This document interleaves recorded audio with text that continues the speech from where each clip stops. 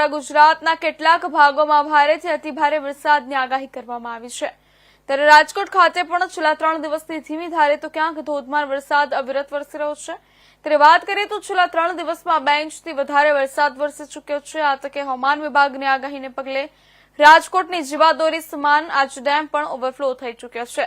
આજ dam overflow થતા રાજકોટ તંત્ર દ્વારા પણ નીચાણવાળા વિસ્તારો છે વાંકે, થોરાળા, જંગલેશ્વર, રામનાથપરા, લાલુડી, વોકડી સહિતના વિસ્તારોમાં હાઈ એલર્ટ આપી દેવામાં આવ્યું છે અને નદીના કાંઠે રહેતા લોકોને મકાનો ખાલી કરાવી સલામત સ્થળે ખસી જવાની સૂચના આપવામાં આવી છે।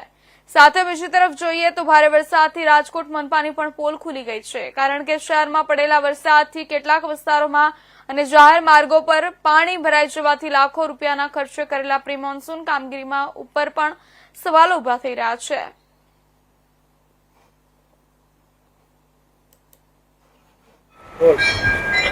હવામાન વિભાગ દ્વારા ગુજરાત રાજ્યના કેટલાક શહેરોમાં ભારેથી અતિ ભારે વરસાદની આગાહી કરવામાં આવી છે। ત્યારે રાજકોટ ખાતે પણ સતત 2 દિવસથી વરસાદ છે તે વરસી રહ્યો છે। આપ મારી પાછળના દ્રશ્ય જોઈ રહ્યા છો કે આજે રાજકોટમાં સતત 2 દિવસથી વરસાદ વરસતા અત્યારે રાજકોટની જે આજી ડેમ છે તે ઓવરફ્લો થયો છે। ત્યારે રાજકોટની જીવાદોરી સમાન જે આજી ડેમ ઓવરફ્લો થતા રાજકોટની જે આજી નદી છે બે કાંઠે વહી રહી છે। સાથે જ રાજકોટ તંત્ર દ્વારા આ વરસાદી સિઝનમાં જો કોઈ અનિચ્છનીય બનાવ ન બને તે માટે જે નીચાણવાળા વિસ્તારો છે જેવા કે રામનાથપરા છે, લલુડી હોકરી છે, ભગવતીપરા છે સહિતના જે વિસ્તારો છે તેને અત્યારે ખાલી કરાવવાની કામગીરી તંત્ર દ્વારા કરવામાં આવી રહી છે। કારણ કે જો તે વરસાદની આગાહી જે આપવામાં આવી છે ભારેથી અતિ ભારેની, ત્યારે કે અનિચ્છનીય બનાવ ન બને, સાથે કોઈ અનિચ્છનીય બનાવ બને તો તંત્ર દ્વારા કઈ રીતે તકેદારીના ભાગરૂપે જે કહેવાય કે પગલાં લેવામાં આવે ને જે ફસાયેલા પૂરગ્રસ્ત વિસ્તાર છે તેમાં લોકોને કઈ રીતે બચાવવામાં આવે તેવી અત્યારે કામગીરી હાથ ધરવામાં આવી છે।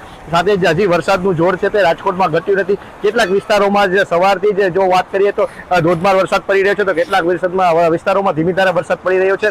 સાથે જ 2 દિવસથી જે વરસાદ પડી રહ્યો છે ત્યારે નીચાણવાળા વિસ્તારોમાં પણ અત્યારે પાણી ભરાઈ જવાની જે સમસ્યાઓ છે તે સામે આવી રહી છે। કારણ કે જે નીચાણવાળા વિસ્તાર છે તેમાં પાણી ભરાવાની અવારનવાર સમસ્યા સર્જાય છે। ત્યારે પ્રી મોન્સૂનની કામગીરી કરતે રાજકોટ મહાનગરપાલિકાના ઉપર પણ અત્યારે સવાલો ઉઠી રહ્યા છે। કારણ કે જે રીતે પ્રી મોન્સૂનના લાખો રૂપિયાના ખર્ચે જે કામગીરી કરવામાં આવી છે તે ક્યારેક પાણીમાં જે વરસાદી પાણીમાં વહેતી હોય તેવું લાગી રહ્યું છે। ત્યારે હાલ તંત્ર પણ અત્યારે એક એલર્ટ મોડમાં છે। સાથે એસડીઆરએફ અને એનડીઆરએફની ટીમોને પણ તૈનાત રાખવામાં આવી છે। જો કોઈ અનિચ્છનીય બનાવ બને, પૂરગ્રસ્ત વિસ્તારમાં લોકો ફસાય, તે નીચાણવાળા વિસ્તારમાં લોકો ફસાય તો તેને બચાવવા કઈ રીતે તેવી પણ અત્યારે હાલ તંત્રના એનડીઆરએફ અને એસડીઆરએફને તૈનાત રાખવામાં આવી છે।